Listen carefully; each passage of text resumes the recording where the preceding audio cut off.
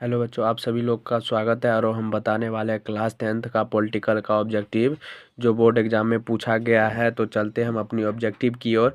तो निम्नलिखित व्यक्तियों में कौन लोकतंत्र में रंग भेद के विरोधी नहीं थे? तो यह हो जाएगा जेड गुडी। अगला प्रश्न है,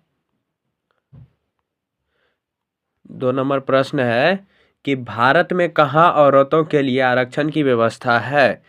तो यह हो जाएगा पंचायती राज संस्था में। अगला प्रश्न है, भारत में पंचायती राज संस्थाओं में महिलाओं के लिए कितनी सीटें आरक्षित है?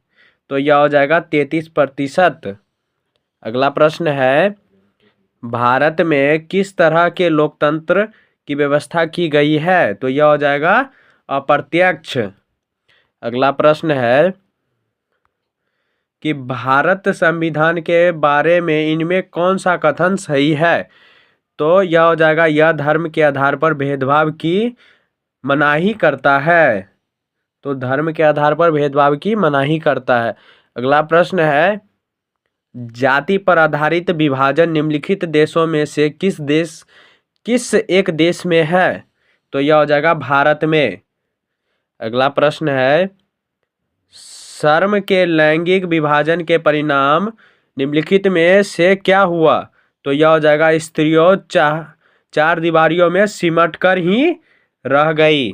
अगला प्रश्न है, निम्नलिखित में से लैंगिक असमानता का आधार है?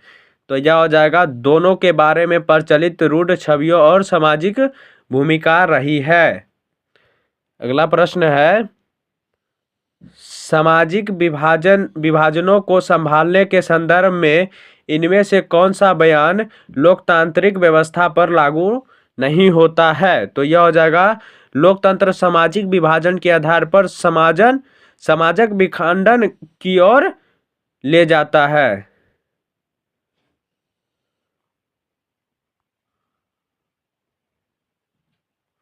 अगला प्रश्न है, निम्नलिखित बयानों में से सही बयान कौन सा है? तो यह हो जाएगा एक लोकतांत्रिक व्यवस्था में एक व्यक्ति की कई पहचान होती है। अगला प्रश्न है, भारतीय संविधान में वर्णित स्वतंत्रता का अधिकार से संबंधित कौन सा कथन सही है?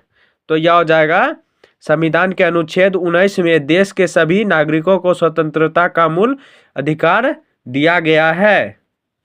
अगला प्रश्न है, निम्नलिखित में सही कथन कौन है? निम्नलिखित में सही कथन कौन है? तो यह हो जाएगा लोकतंत्र व्यवस्था में एक व्यक्ति की कई पहचान होती है।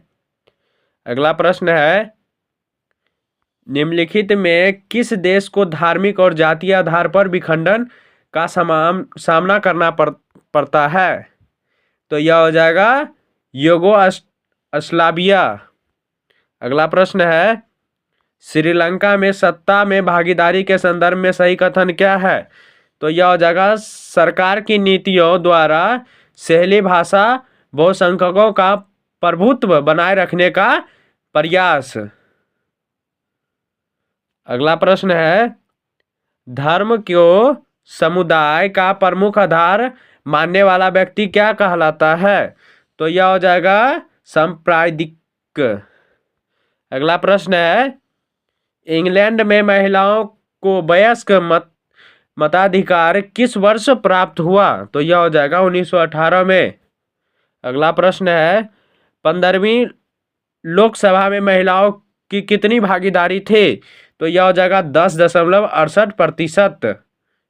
अगला प्रश्न है, 16वीं लोकसभा में महिला सदस्यों की संख्या कितनी है? तो यह हो जाएगा 61। अगला प्रश्न है,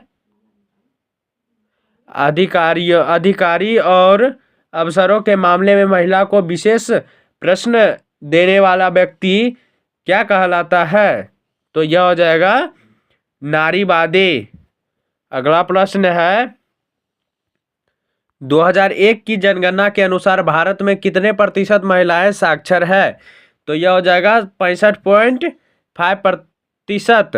अगला प्रश्न है, भारत में पंचायती राज की संस्थाओं में महिलाओं के लिए कितने प्रतिशत आरक्षण कर दिया गया है? तो यह हो जाएगा 33%।